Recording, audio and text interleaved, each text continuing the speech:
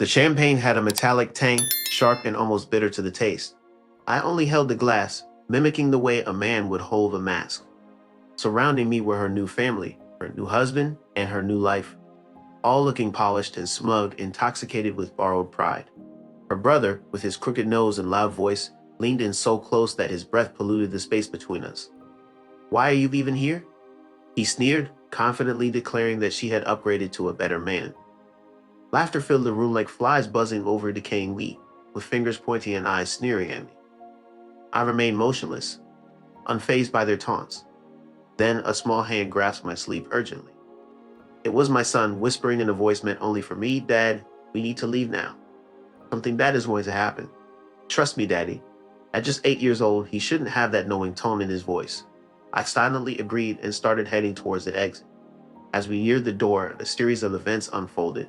The music abruptly stopped, the lights flickered, a woman screamed, and the groom dramatically collapsed face first into the wedding cake.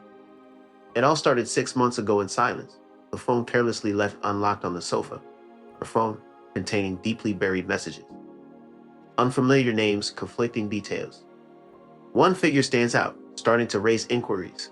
I must divert attention. Our destination is close. No identities, just a thread of treachery embedded in a solitary sentence. She criticized my excessive work, claiming I had grown distant. But detachment does not deceive. Detachment does not deceive. Detachment recalls. Detachment observes. Our son began sketching peculiar images. Faceless men, a woman split in two, a house divided. I inquired about them. She merely smiled and dismissed them as mere dreams. However, children do not dream in simile, they articulate. I bided my time, observed. 2 toothbrushes, 3 wine glasses, unfamiliar fragrance. She was oblivious to the minute details. I discreetly removed the phone charger, a watch, a solitary photograph from its frame. She did not detect the DNA kit I discreetly ordered, gently collecting the sample while our son slumbered. He never questioned, he trusted me implicitly. I refrained from confrontation, choosing instead to shadow her. A hotel foyer, recurring on Thursdays. I would sit across the street, clutching a cup of black coffee, documenting the moments she believed were hers. They never detected my presence.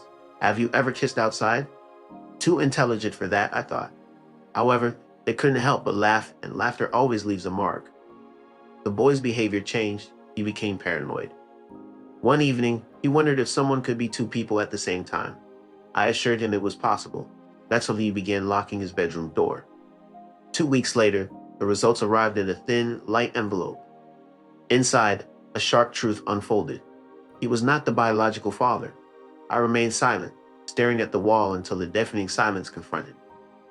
I waited for the right moment, her wedding day. She appeared flawless, like someone who had wreaked havoc without glancing at the aftermath. I entered with the boy by my side, both of us donning ill-fitting suits. As she beamed during the toast, I handed her the envelope. Confused, she opened it and watched her expression crumble in slow motion. Her gaze shifted from the boy to me. She shook her head, her lips quivering. "You don't get it," I thought. "Well, her new husband." Leaning in, she whispered to him, stuttering as she spoke. He quickly moved away from her, reacting as if she were engulfed in flames. I remained silent, letting the truth speak for itself. Later, at the reception, her family had gathered around her, shielding her while hurling insults at me and cackling like hyenas. Despite the laughter around her, she stood at the edge of the dance floor, clutching her bouquet with trembling hands, her mascara smudged like dry blood. She had claimed he belonged to me, constructing her deception on that very premise, and I had been naively complicit, until I was not. When the groom accidentally knocked into the cake, pandemonium ensued.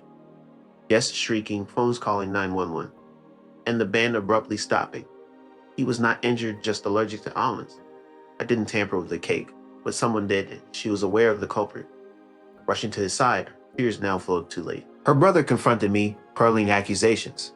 I met his gaze squarely. Would I stoop to such deceit for her? He fell silent. The young boy pulled at my sleeve, reminding me of his earlier warning about impending turmoil. Yes, he had forewarned me. We departed together, leaving behind the chaos of flashing red and blue lights, as well as the whispers of it. In a hushed tone, I didn't turn around, not even once. The young boy posed a question that will always stay with me. "Are you still my dad?" I gazed at him, firmly believing that it's the bond and not just biological ties that define a father. And in that moment, Clarity prevailed.